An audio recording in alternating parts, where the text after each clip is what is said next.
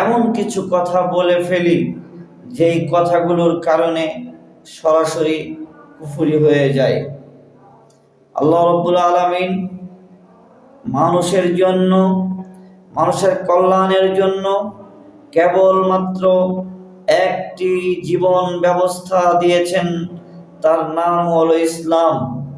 অথচ আমাদের মধ্যে কেউ কেউ এ কথা বলে থাকেন যে সবচাইতে বড় ধর্ম তো মানব ধর্ম।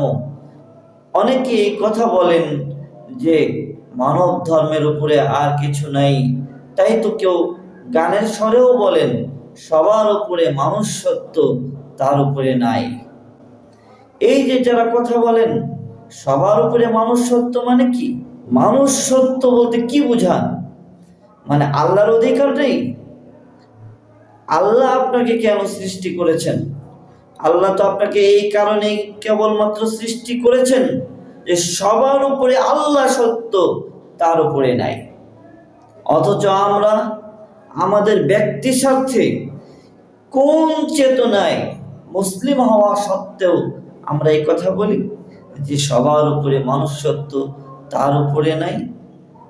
তারপরে বলে আমার কাছে দিন, দল, ধর্ম বিবেচ্য বিষয় নয়, আমার কাছে মানবতা হচ্ছে সবচাইতে বড় বিষয়।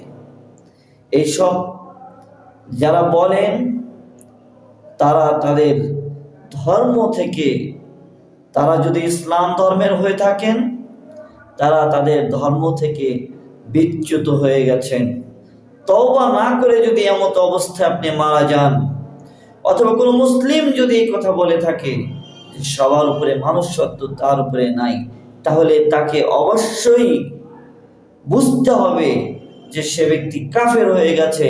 কারণ সবার উপরে আল্লাহ সত্য,